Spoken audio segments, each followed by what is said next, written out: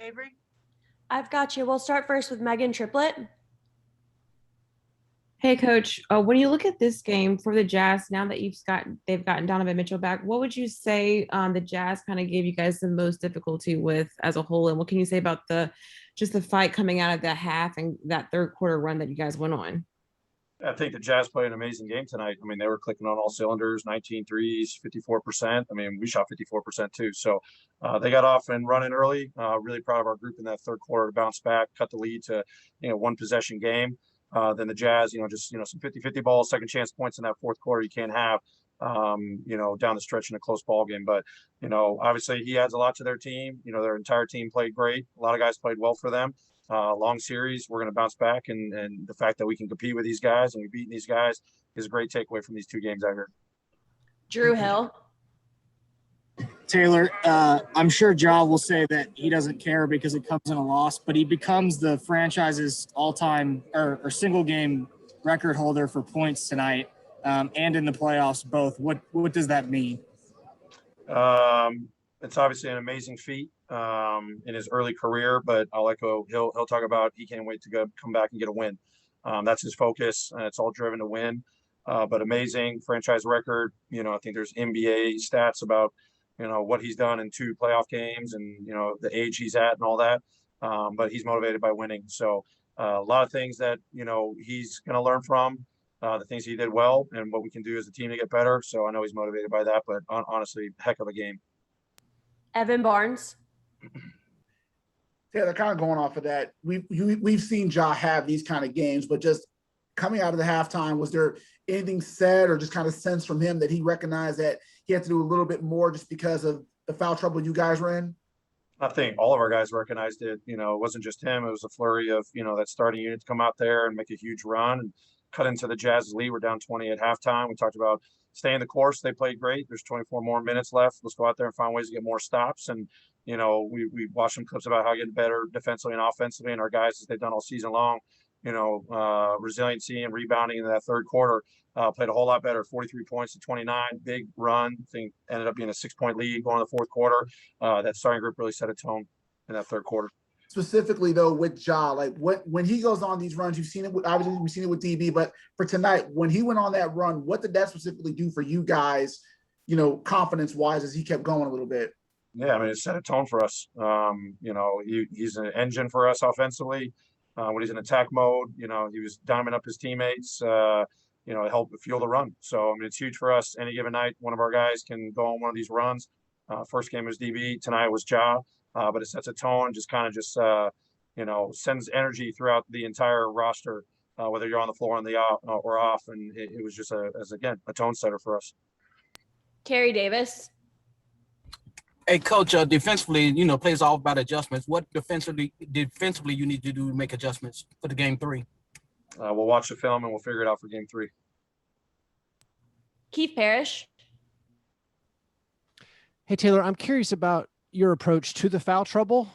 Dylan and Jonas limited in the first half, and the team got outscored pretty badly without them out there. And what is your thought about leaving them on in the first half, and maybe risking further foul trouble against the idea of taking them off and saving them for the second half? Yeah, those guys are super important to us early in the game. You got to be smart about managing a full 48 minutes. And, so those are difficult decisions. Obviously played them a little bit longer in that second half because they were rolling. There's gambles you take. So early in the game, want to be smart. So definitely tough decisions, but, those guys will be great moving forward. Joe Molinax. Coach, kind of to piggyback off of that question, in response to the foul trouble, especially there in the first half, you did some 4-guard lineups, sometimes where Desmond Bane was technically the 4 next to Jaren Jackson Jr. When you have 2 players like Jonas and Dylan that are both in the same kind of situation, how much of that is just trying to see what sticks, obviously going to guards that have helped you throughout the season? Is it experimentation? Is it stuff you've worked in practice when you're in those spots? How do you approach when you're in that situation as a coach? Yeah, there was a little planning before the game. Didn't foresee those 2 guys being out. And obviously, as you mentioned, those guys have helped us all season long. And just trying to get a feel early in the series of, best combinations and best strategies for us, with our lineups big, small, thrusted us in that position. And, we'll learn and watch the film and see what worked for us. And, are those lineups that we want to use moving forward. Adam Tyke. Hey, Coach. Utah seemed to be going to the pick and roll pretty frequently in that fourth quarter. Was there anything they sort of changed up in their pick and roll attack from game one? And just how important is it for the team to cut off that weapon of their offense in the next couple of games?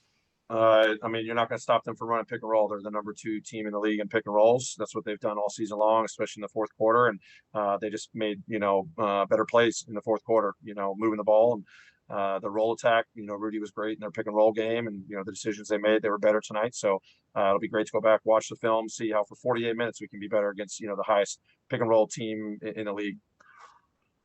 Sean Coleman. Coach, tonight, in addition to Jaw's performance, Dylan, again, with another very efficient shooting night, 24 points. Do you feel the growth in both of their offensive games? A big part of that is them feeding off each other. They've both grown individually, so playing together has also allowed for them to grow into a very, very potent offensive duo. Yeah, I mean, they're definitely, over the last 2 years, developed some really good chemistry in these big moments, in these 2 games. It's great to see, them playing off of each other and, each other identifying who's got the hot hand, who to go to. But those guys have grown up a lot, over the last couple of years. And these are really great growth opportunities for these young guys. And just really proud of what they've done in 2 games. And I know they're going to be motivated to do more moving forward. Josh Newman.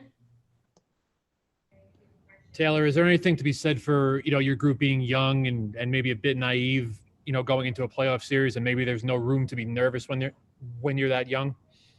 Our guys are energized every single day. They love to compete. They knew this was going to be a tough game to win. The Jazz came out and played great early, but you just see the resiliency of our group. So I think our guys as a whole have all season long proven that they're able to bounce back throughout a game, from game to game. These are moments that are going to test us, but I'm proud of the competitiveness and the fight that they had, and just came up short tonight. Didn't do enough, especially late in that game. And we'll learn from it and get better for game 3. Final question, Corey Harrison. Hey, Coach, how you doing? Good. How are you? Doing great.